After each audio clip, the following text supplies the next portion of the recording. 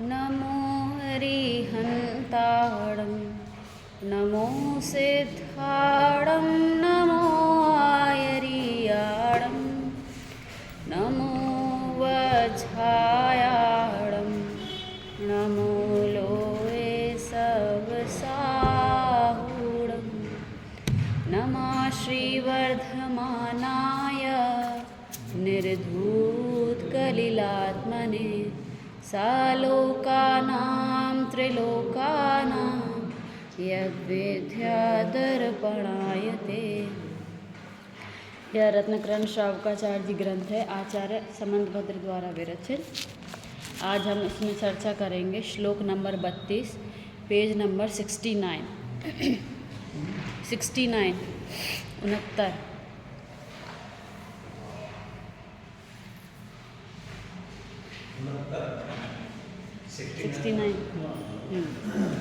विद्यावृत्तस्य संभूति, पढ़े आप सभी। विद्यावृत्तस्य संभूति स्थिति वृद्धि फलोदया, स्थिति वृद्धि फलोदया नासन्त सति सम्यक्त्वे, नासन्त सति सम्यक्त्वे बीजाभावे तरोरव, बीजाभावे तरोरव। सम्यक्त्व के उत्कृष्ट पने का हेतु कहने का श्लोक कहते हैं। इस श्लोक में बताया कि सम्यक्त्व कैसे उत्कृष्ट है। छेडाला में हम पढ़ते हैं ना, मोक्ष मार्ग की प्रथम सीढ़ी या बिन ज्ञान चरित्रा, मतलब जो सम्यक्त्व है वो मोक्ष मार्ग की पहली सीढ़ी है और उस सम्यक्त्व के बिना ज्ञान और आचरण सम्यक बने को प्राप्त नहीं होते। उसके लिए यहाँ पर ये श्लोक बताया। देखो थोड़ा सा श्लोक से देखते हैं। विद्यावृत्तस्य, विद्या माने क्या होता है? ज्ञान, और व्रत माने चारित्र। तो ज्ञान और चारित्र दो शब्द समझ में आ गए, विद्या और व्रत। इसके बाद क्या लिखा है? संभूति। संभूति मतलब होता है उत्पन्न होना, उत्पन्न होना। स्थिति तो समझ में आए, स्थिति, स्थिति स्थित रहना। उत्पत्ति और स्थिति। संभूति मतलब क्या देखा? उत्पत्ति। स्थिति माने स्थित रहना, वृद्धि माने बढ़ना, और फलोदया माने फल देना। तो पहली लाइन का अर्थ ये हुआ कि ज्ञान और चारित्र दोनों की उत्पत्ति, स्थिति, वृद्धि और फल। अब आगे देखते हैं किससे। ना संत सती सम्यक्त्वे, ना सती नहीं होते सम्यक्त्वे, सम्यक्त्व के बिना, सम्यक्त्व के बिना विद्या और चारित्र, ज्ञान और आचरण की ना तो उत्पत्ति होगी, ना स्थिति रहेगी, ना ही वृद्धि होगी, और ना ही वे फल को प्राप्त होंगे। किसके बिना? सम्यक्त्व के बिना। जैसे उदाहरण दिया है, बीजा भावे तरोरवा। जैसे बीजा भावे, अभावे, बीज के अभाव में, तरो माने, तरु माने क्या होता है? वृक्ष। जिस प्रकार बीज के अभाव में वृक्ष की तरह, वृक्ष जिस प्रकार बीज नहीं होगा तो ना ही उत्पत्ति होगी, ना ही उसकी स्थिति रहेगी, ना ही बीज के अभाव में वो वृद्धि को प्राप्त होगा, और ना ही फल आएंगे। तो कह रहे हैं कि हे ज्ञानी जीव, यदि तुझे आम की उत्पत्ति करना है, तुम चाहते हो कि आम के पेड़ की स्थिति रहे, वो आम का पेड़ बढ़े और वो आम का पेड़ आम के फल दे, तो किसका बीज लगाओ? आम का बीज लगाओ। तो ऐसे ही यहाँ कह रहे हैं कि सम्यक ज्ञान और सम्यक चारित्र, सम्यक नाम कब पाता है? ज्ञान और चारित्र, सम्यक के बिना ज्ञान और चारित्र नहीं है, ये नहीं कह रहा है। वो ज्ञान चारित्र तो कहलाएंगे, लेकिन उनका नाम सम्यक नहीं होगा।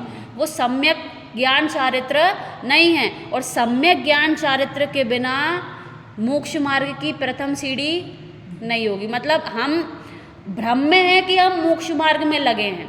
यदि सम्यक्त्व नहीं है और ज्ञान आचरण कर रहे हैं तो हम मान रहे हैं कि हमें मोक्ष हो जाएगा, ये भ्रम है।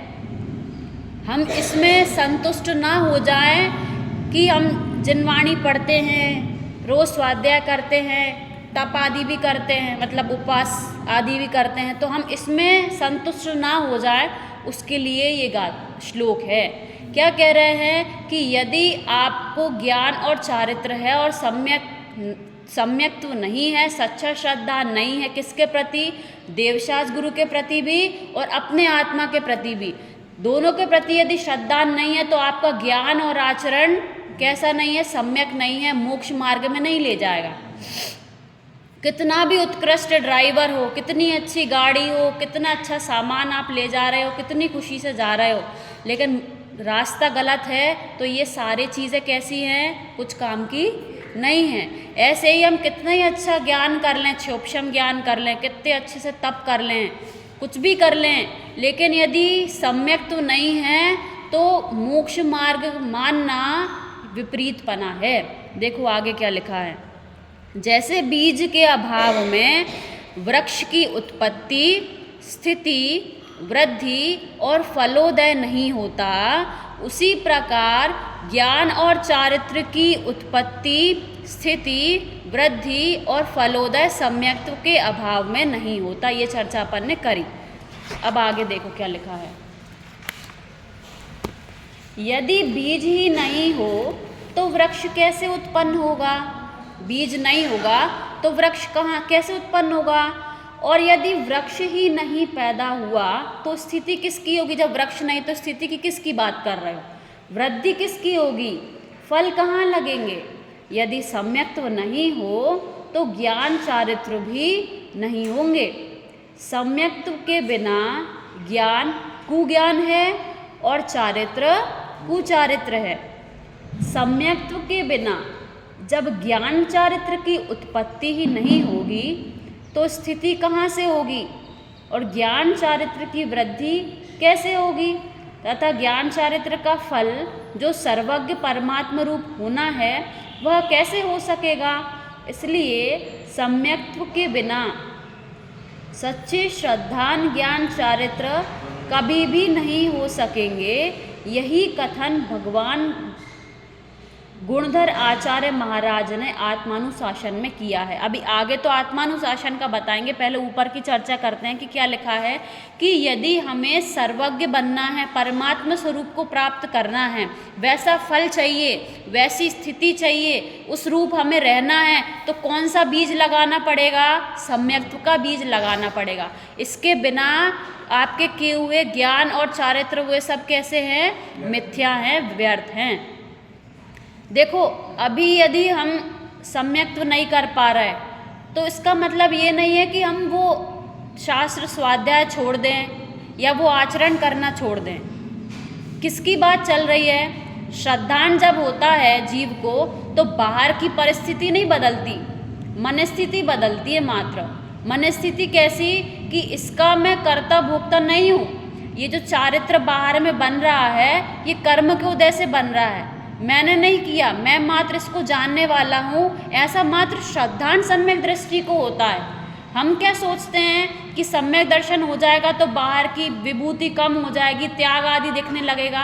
अनंतानुबंधी कषाय के अभाव में मात्र कितना होता है कि अन्याय अनीति अबक्ष तो छोड़ेगा, ये नहीं करेगा कि अन्याय अनीति अबक्ष करे, ये नहीं करेगा। लेकिन जैसा त्याग संयम आदि हमें आगे के गुण स्थानों में दिखता है, पांचवें छठे गुण स्थान में जब प्रत्याख्यान अप्रत्याख्यान कषाय चली जाती है, वैसा अनंतानुबंधी के अभाव में होगा क्या? जैसे एग्जाम्पल के तौर पे अपन देखते हैं कि पहले क्लास के बच्चे का सिलेबस सरकार ने ये तय किया है कि उसको एग्जाम्पल के लिए 1 से लेकर 50 तक गिनती आनी चाहिए, ठीक है। और दूसरी क्लास या 5वीं क्लास के बच्चे को बोला है कि 50 से लेकर 100 तक आनी चाहिए। तो पहली क्लास के बच्चे से हम ये सोचें कि उसको 50 से 100 तक आएगी तो ये सही है कि गलत है? गलत है ना, क्योंकि सिलेबस में ही नहीं है वो चीज़, तो उसको कैसे आएगी? और यदि 1 से लेके 50 तक होनी चाहिए, पहली क्लास में आनी चाहिए और उसे नहीं आती तो हम मानेंगे कि वो गलत है। लेकिन उसके सिलेबस में जो है यदि हम उससे ज़्यादा अपेक्षा करेंगे तो वो गलत है। ऐसे ही चौथे गुण स्थान में मात्र अनंतानुबंधी कषाय जाती है, उसके अभाव में बाहर का आचरण थोड़ा सा दिखता है, लेकिन हम सोचे कि बहुत ज़्यादा त्याग आदि दिखे तो वैसा नहीं होगा। तो मात्र क्या बदलती है, श्रद्धा बदलती है, अन्याय अनीति अबक्ष आदि छूट जाते हैं। तो सम्यक्त्व हम क्या सोच रहे हैं कि जो हम त्याग आदि कर रहे हैं इसमें संतुष्ट होकर हम क्या सोच रहे हैं कि हम मोक्ष मार्ग में लग गए हैं। तो ये मानना मतलब अपना मनुष्य पर्याय बर्बाद करने जैसा है। हम वैसा श्रद्धान तो करें, यदि हम वैसा नहीं कर पा रहे तो वैसा माने तो सही कि ये गलत है और सही क्या है। कम से कम मान लेंगे ना उस चीज़ को तो सही रास्ता पकड़ लेंगे। जैसे कोई गलत रास्ते पे जा रहा है, इस तरफ जाना था और इस तरफ जा रहा है और सब लोग बोल रहे हैं कि ये गलत रास्ता है, गलत रास्ता है, और फिर भी चलता जाए तो कभी भी सही रास्ता पकड़ पाएगा क्या? नहीं पकड़ पाएगा। और भले ही वो इस तरफ चले और ये मान रहा है कि मैं गलत चल रहा हूँ तो कभी ना कभी वो सही रास्ता पकड़ लेगा। तो मानने का ही तो अंतर है मात्र। श्रद्धान का ही बात चल रही है यहाँ पे कि जो श्रद्धान है ना, श्रद्धान की इतनी कीमत है। देखो आगे क्या लिखा है, आचार्य गुणधर ने आत्मानुशासन में लिखा है, अर्थ पढ़ते हैं मात्र। शम अर्थात कषायों की मंदता होना, बोध अर्थात अनेक शास्त्रों का प्रबल ज्ञान होना, व्रत अर्थात 13 प्रकार दुर्धर चारित्र का पालना, कायरों से नहीं बन सके ऐसा 12 प्रकार का घोर तप, ये चारों ही पुरुष को बड़े भारी हैं। पुरुष को इनका बड़ा भारीपना पत्थर से भारीपने के समान है। पुरुष को इनका बड़ा भारीपना पत्थर के भारीपने के समान है। चारों ही शम भाव ज्ञान चारित्र तप आदि सम्यक तो सहित हो तो महान मणि जो चिंता मणि है उसके समान पूज्य होते हैं। देखो क्या लिखा है, शम अर्थात होता है कषायों की मंदता। शम अर्थात कषायों की मंदता होना, ज्ञान होना, और ऐसा दुरद्धर चारित्र मतलब जो आसानी से ना कर सके ऐसा चारित्र होना, कायरों से नहीं बन सके ऐसा 12 प्रकार का घोर तप, मतलब सीधी बात 4 चीज़ें, कषायों की मंदता की बात चल रही है, ज्ञान की, चारित्र की और तप की। ये चारों ही बड़े कठिन हैं। क्यों कठिन है? किसके अभाव में कठिन है? सम्यक्त्व के अभाव में। नीचे लिखा है देखो, ये चारों ही यदि सम्यक्त्व सहित हो तो महान मणि जो चिंता मणि है उसके समान में पूज हो जाते हैं। क्यों? क्योंकि जो सम्यक दृष्टि होता है ना उसकी देव भी सेवा करते हैं, पूज्यपना प्राप्त हो जाता है उसको। इसमें देखो आगे उदाहरण आएगा किस प्रकार। जैसे देखो, जगत में अनेक प्रकार के पत्थर भी हैं और मणि भी हैं। नॉर्मल पत्थर की बात चल रही है और किसकी बात चल रही है? मणियों की।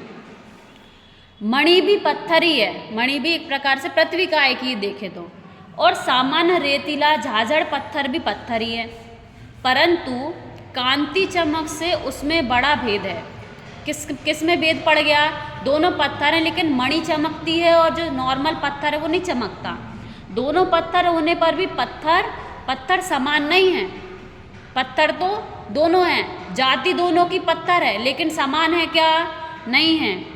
झाझड़ रेतीले पत्थर 3 मन भी बेच दो तो 1 पैसा प्राप्त हो, और यदि मणि, पद्मरागमणि, वज्रमणि, मणि, माणिक और हीरा की बात चल रही है, अपन नहीं समझते ये सब क्या होते हैं। मान लो हीरा और रत्ती मासा भी हाथ में आ जाए तो लाखों रुपया प्राप्त हो जाए, अपने पुत्र पौत्रों तक का दारिद्र्य दूर हो जाए। क्या बात चल रही है कि यदि बहुत सारा आपको ये वाला पत्थर मिल जाए जो चमकता नहीं है और आप उसको बहुत सारा बेचो तो कितने पैसे आएंगे? थोड़े बहुत। लेकिन इतना सा टुकड़ा भी यदि हीरे का मिल जाए और उसको अपन बेचें तो क्या लिखा है कि आपकी पीढ़ियों का दारिद्र्य दूर हो जाएगा। दोनों की जाति कैसी है?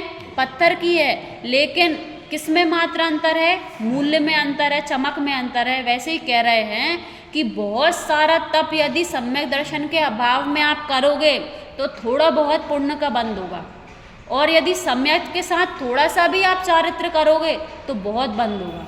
ये बात चल रही है यहाँ पे कि सम्यक के साथ पूज्यपना होता है। देखो फिर आगे क्या लिखा है,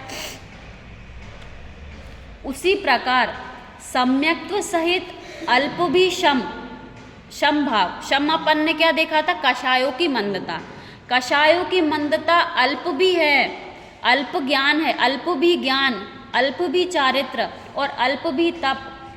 तप भाव इस जीव को कल्पवासी इंद्र आदि में उत्पन्न करा के फिर जन्म मरण के दुखों से रहित परमात्मा बना देता है। देखो क्या लिखा है कि यदि सम्यक्त्व है आपको और आप भले ही अभी वर्तमान भाव में मोक्ष नहीं जा पाओगे, लेकिन सम्यक्त्व के कषायों की मंदता होगी, ज्ञान होगा कम, भलाई कम ज्ञान होगा, कम चारित्र होगा, लेकिन सम्यक्त्व सहित होगा ना, तो आपको अभी स्वर्गादि में उत्पन्न कराएगा और कुछ भावों में आपको मोक्ष की प्राप्ति करा देगा। भले ही अल्प ज्ञान और आचरण क्यों ना हो, कम ज्ञान आचरण भी सम्यक्त्व सहित आपको कहाँ पहुँचा देगा? मोक्ष में पहुँचा देगा। सम्यक्त्व बिना बहुत अधिक भी संभाव 11 अंग तक का बहुत ज्ञानाभ्यास। क्या लिखा है? सम्यक्त्व के बिना अधिक भी संभाव, कषायों की मंदता बहुत ज़्यादा भी दिखे ना अपन को बाहर से, लेकिन सम्यक्त्व का अभाव है। फिर क्या लिखा है? 11 अंग तक का बहुत ज्ञानाभ्यास भी, बहुत उज्ज्वल चारित्र भी, घोर रूप किया हुआ तप भी, यदि कषायों की मंदता सहित हो तो भवनवासी व्यंतर ज्योतिषी देवों में तथा अल्प रिद्धिधारी कल्पवासी देवों में उत्पन्न कराकर पुनः चतुर्गति रूप संसार में भी परिभ्रमण कराता है। देखो ऊपर क्या लिखा था कि सम्यक्त्व सहित या किसी ने कम ज्ञान आचरण वगैरह किया है तो भी वो कहाँ जाता है? कल्पवासी मतलब वैमानिक ऊपर के देवों में जाता है। और क्या लिखा है? सम्यक्त्व के बिना बहुत सारा ज्ञान आचरण करने वाला भी कहाँ जाता है? अल्प रिद्धिधारी देवों में, व्यंतर आदि देवों में। ये नहीं कह रहे कि उसका कुछ फल नहीं है, ये नहीं कह रहे कि हमें तो फल खाना है तो बीज की क्या वो है, खाएंगे तो फल ही, लेकिन बीज का महत्व है कि नहीं है? पेड़ है तो क्या खाते हैं अपन? फल खाते हैं ना, बीज बाद में किसी को दिखता है क्या बीज है? लेकिन ये भी तो श्रद्धान रखना कि जो फल आ रहे हैं किससे आए हैं? बीज से आए हैं। और जैसे किसी ने पेड़ को उखाड़ दिया, केवल फल चाहिए हमको, तो उसकी स्थिति वृद्धि होगी क्या? अब कुछ समय के लिए आप उस फल को खा सकते हो पेड़ उखाड़ने के बाद, इसके बाद वो कुछ काम का नहीं रहेगा। ठीक है, ऐसे ही यहाँ पर कह रहे हैं कि यदि सम्यक्त्व का बीज नहीं है और यदि तप यदि कर रहे हो, आप आचरण कर रहे हो, तो उससे आपको फल तो मिलेगा। जैसे आपने पेड़ उखाड़ दिया, उसमें जितने फल लगे थे वो तो आपको मिल जाएंगे, लेकिन इसके बाद मिलेंगे क्या? उखाड़ने के बाद मिलेंगे क्या? नींद आ रही है क्या? उखाड़ने के बाद मिलेंगे क्या फल? नहीं मिलेंगे। ऐसे ही जितने फल अभी लगे हैं उतने तो मिलेंगे। ऐसे ही ज्ञान आचरण सम्यक के बिना ऐसा नहीं है कि आपको पुण्य का बंध नहीं कराएंगे, लेकिन ये महिमा दिखा रहे हैं कि हे जीव, यदि तू सम्यक्त्व धारण कर लेगा ना, अपनी आत्मा को जान लेगा, तो अल्प ज्ञान आचरण भी तुझे ज़्यादा फल देंगे। और सम्यक्त्व के बिना ज़्यादा आचरण, अगर ज़्यादा आचरण तप भी आपको कितना फल देंगे? कम रिद्धिधारी कल्पवासी देवों में भेजेंगे, और फिर इसके बाद वही दोबारा से वहीं पे घूम के फिर से वही निगोद आदि में आप चले जाएंगे। देखो फिर आगे क्या लिखा है। मोही मुनि से निर्मोही श्रावक की श्रेष्ठता। यहाँ पे ये नहीं लगाना कि हम किसी से कंपेयर कर रहे हैं, किसी से हमको कंपेयर नहीं करना, हमको खुद से कंपेयर करना, अपने परिणामों से कंपेयर करना है अपन को। मोही मुनि से निर्मोही श्रावक की श्रेष्ठता। अब यहाँ कोई शंका करता है जिसे सम्यक्त्व नहीं है किंतु चारित्र तप आदि ग्रहण किए हैं, ऐसा मुनि उस ग्रस्त से जो आरंभ आदि में लीन है तो उत्तम होगा ना। ये कह रहे हैं कि यदि किसी ने 28 मूल गुण धारण कर लिए लेकिन सम्यक्त्व नहीं है, और एक तरफ एक ग्रस्त है जिसने सम्यक्त्व धारण कर लिया, तो 28 मूल गुण वाला श्रेष्ठ है ना। तो क्या कह रहे हैं, उसे उत्तर देने वाला श्लोक कहते हैं। गृहस्थो मोक्ष मार्गस्थो निर्मोहो नैव मोहवान् अनगारो ग्रही श्रेयान्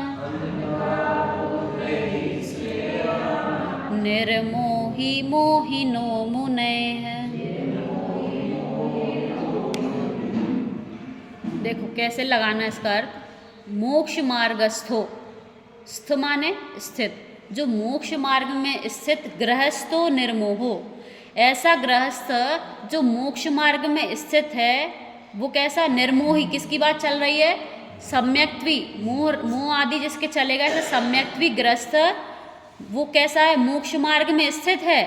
नैव मोहमान अनगारो, अनगार माने मुनि, अगार माने होता है रहने का, मतलब घर आदि, तो जो उनसे रहे तो उन्हें क्या कहते हैं, अनगार। तो अनगार नैव मोहमान, और मोही मुनि से नहीं, मोही मुनि नहीं है, कैसा नहीं है, मोक्ष मार्ग स्थित, मोक्ष मार्ग में स्थित मोही मुनि नहीं है, जबकि स्थित कौन है, निर्मोही श्रावक। ग्रही श्रेयान निर्मोही मोहिनो मुने, श्रेयान माने श्रेष्ठ है, किससे, निर्मोही ग्रही से, निर्मोही ग्रही श्रेष्ठ है किससे, मोहिनो मुने, मोही मुनि से निर्मोही गृहस्थ श्रेष्ठ है। क्या बात चल रही है, अपनी बात। हे जीव, हमको लगता है कि हम मुनि बन जाएं, भावना होती है अपन को मुनि बनने की, लेकिन क्या बता रहे हैं कि 28 मूल गुण आदि स्वर्ग के मोक्ष के कारण है क्या, स्वर्ग के तो हो सकते हैं, मोक्ष के कारण है क्या 28 मूल गुण, नहीं है। क्या मोक्ष का कारण है, सम्यक दर्शन ज्ञान चारित्र मोक्ष का कारण है। तो अपनी श्रद्धा बदलने की बात यहाँ पे चल रही है, किसी से कंपेयर करने की बात नहीं चल रही। हमारी बात चल रही है कि हे जीव, यदि तेरे में सामर्थ्य नहीं है मुनि बनने की, तो कम से कम गृहस्थ रहकर श्रद्धान तो कर, सम्यक को प्राप्त तो कर, क्योंकि सम्यक को प्राप्त करने से तेरे को टिकट मिल जाएगा कि अब तेरे कम भव बचे हैं। अपन को दुख नहीं लगता, अपन को संसार में मतलब थके नहीं है अभी अपन, इसलिए अपन को ये बात समझ में नहीं आ रही। यदि हमें संसार में दुख लगता ना, तो हम इस चीज़ की कल्पना करते कि ऐसी भी कोई चीज़ होगी कि जो घर में रहते भी बाहर कुछ भी होता रहे वो उससे निर्लिप्त रहे। ऐसी कंडीशन कितनी अच्छी होगी। हम बाहर की परिस्थिति को कितना चेंज करने में लगे हैं कि ये बदल जाए, ये ऐसा हो जाए, वो वैसा हो जाए, लेकिन क्या हमने कभी सोचा कि क्या हम खुद बदल जाएं कि बाहर की चीज़ हमको जैसी है वैसी अच्छी लगने लगे। ऐसी कंडीशन भी होगी ना, तो हम खुद को बदलें, अपने श्रद्धान को बदलें कि हमारा श्रद्धान कहाँ पर जा रहा है, उसकी बात चल रही है, किसी और की बात नहीं चल रही, किसी और से कंपैरिजन की बात नहीं चल रही। क्या बात चल रही है कि 28 मूल गुण यदि हम पालन करें बाहर में, लेकिन अगर श्रद्धान नहीं है सम्यक, तो वो चारित्र तो है लेकिन सम्यक चारित्र नहीं कहलाएगा। इसका अर्थ पढ़ के फिर मैं आपको अष्टपहड़ की 1-2 हिंदी की गाथा पढ़ के बताऊंगी। जिसे दर्शन मोह नहीं, ऐसा गृहस्थ मोक्ष मार्ग में स्थित है। दर्शन मोह मतलब अनंतानुबंधी कषाय जिसकी चली गई, इसकी बात चल रही है कि जिसे दर्शन मोह नहीं, ऐसा गृहस्थ मोक्ष मार्ग में स्थित है। किसकी बात चल रही, मोक्ष मार्ग में लग गया वो, जिसका क्या नहीं है, दर्शन मोह नहीं है, वो कहाँ पर लग गया, मोक्ष मार्ग में लग गया। तथा मोही अनगार अर्थात मोह सहित ग्रह रहित, भले ही ग्रह से रहित हैं लेकिन किससे सहित हैं, मोह से सहित ग्रह रहित मुनि मोक्ष मार्गी नहीं है। इसी कारण से मोहवान मुनि से निर्मोही दर्शन मोह रहित गृहस्थ श्रेयान अर्थात उत्कृष्ट है। भावार्थ, जिसके मोह अर्थात मिथ्यात्व नहीं है, ऐसा अवृत सम्यक दृष्टि भी मोक्ष मार्गी है। वह 7-8 भव देव मनुष्यों के ग्रहण करके नियम से मोक्ष ही जाएगा। बात किसकी है, मोक्ष प्राप्ति की बात चल रही है। तो ये बात बता रहे हैं यहाँ पर कि जो अवृत्ति सम्यक दृष्टि है, और अवृत्ति सम्यक दृष्टि माने जिसका मोह चला गया, ऐसा मिथ्यात्व चला गया, ऐसा सम्यक दृष्टि जीव मोक्ष मार्ग में लग गया। और अभी आपको भले ही उसकी अभी ग्रस्त अवस्था दिख रही है, लेकिन कुछ भवों में वो कहाँ चला जाएगा, मोक्ष में चला जाएगा। जिनके मिथ्यात्व हैं वह मुनि के व्रत धारण करके साधु भी हो गया, तो भी मरण करके भवनत्रक आदि में उत्पन्न होकर संसार में ही परिभ्रमण करेगा। मतलब बाहर से चारित्र पालन कर लिया तो भी आप कितने लिमिट तक वो पुण्य को भोग पाओगे।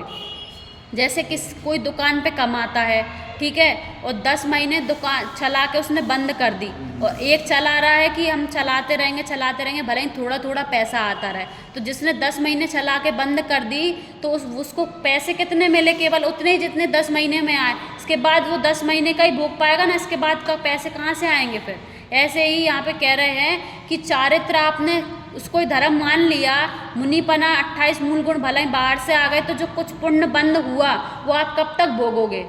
कि जब तक वो पुण्य है वो भोगोगे, इसके बाद दोबारा से वही संसार परिभ्रमण की परिपाटी चल जाएगी। तो ये बात चल रही कि सम्यक्त्व। और दूसरी बात पता है कि सम्यक्त्व होते ही 41 प्रकृतियाँ, मतलब जो 148 कर्म प्रकृतियाँ भी बन रही थी ना, उनमें से 41 प्रकृतियों की निर्जरा हो जाती है उसी समय। मतलब 41 कर्म प्रकृतियाँ उसी समय बंधना बंद हो जाती हैं। सम्यक दृष्टि को 41 प्रकृतियाँ नहीं बनती, माने नरक में नहीं जाएगा, स्त्री नहीं बनेगा, लूला लंगड़ा नहीं बनेगा, नीच जाति में नहीं जाएगा, ऐसी बहुत सारी 41 प्रकृतियाँ जो उसको उनकी निर्जरा हो जाती है। ठीक है, 2-3 हिंदी की गाथा आपको यहाँ पढ़ के बतानी है दर्शन पाहुड़ की। इसमें जो नीचे दी है ना, यहाँ पर देखो नीचे लिखी है, इसमें जो ब्लैक हाईलाइटेड है ना, ऊपर लिखा है दर्शन पाहुड़ में श्री कुंद स्वामी ने यही कहा है। जो दर्शन पाहुड़ है ना, ये जो अष्ट पाहुड़ है, ये कुंद आचार्य ने लिखा है। इसमें 8 पाहुड़ हैं, एक ग्रंथ नहीं है ये, इसमें अलग अलग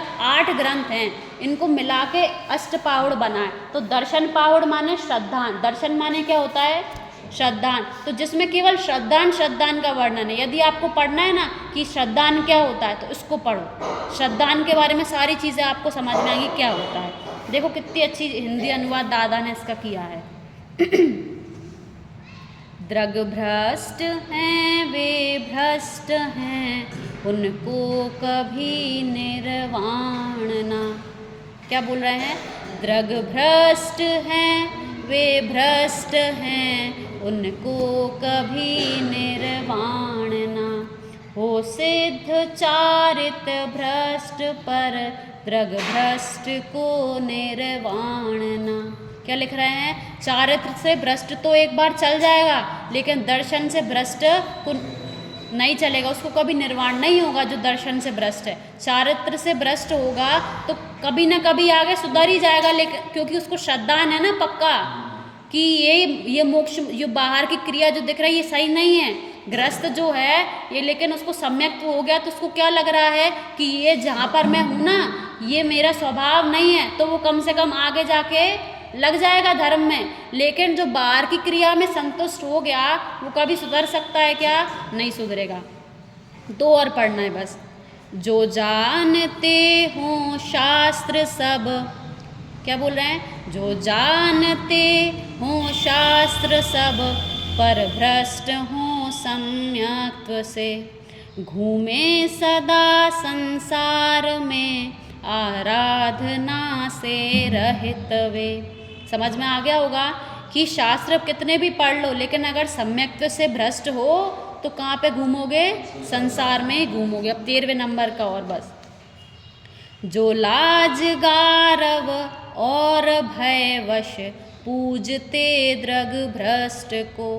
क्या बोल रहे हैं? जो लाज, गारव और भयवश, 3 चीज़ें बोली कि लाज के कारण, गारव के कारण और भय के कारण द्रग भ्रष्ट को जो पूजते, दर्शन से भ्रष्ट को, क्योंकि पूजनीय क्या है? सम्यक दर्शन ज्ञान चारित्र पूजनीय है। लेकिन यदि कोई लाज के कारण, भय के कारण, गारव के कारण द्रग भ्रष्ट को पूजते हैं कि पाप की अनुमोदना, क्या की है उसने? पाप की अनुमोदना की है, ना बोधि उनको प्राप्त हो, उनको कभी बोधि प्राप्त होने वाली नहीं है। क्योंकि तुमने कुदेव आदि को, गुरु आदि को ही अपना गुरु मान लिया ना, तो तुम जिसको मान लिया, अब तुम सुदेव आदि के पास जाओगे ही नहीं। और जो सुदेव हैं वो ही आपको मोक्ष का मार्ग बताएंगे, कुदेव आदि नहीं बताने वाले। तो यही बोल रहे हैं कि किसी के कारण, मतलब लाज के कारण, गारव के कारण, भय के कारण द्रग भ्रष्ट को यदि आपने पूजा तो आपको क्या नहीं होगी? बोधि की प्राप्ति नहीं होगी। बहुत अच्छा है इसकी, पता है ये जो हिंदी गाथा है ना, इनकी रिकॉर्डिंग की है। आप अगर ऐसे काम करते करते सुनोगे तो ऐसे सुनते सुनते बहुत अच्छी लगेगी। मैं आज ग्रुप पे भेजूंगी, आप सब सुनना, ठीक है? बाकी चर्चा करेंगे। शोध स्वरूपी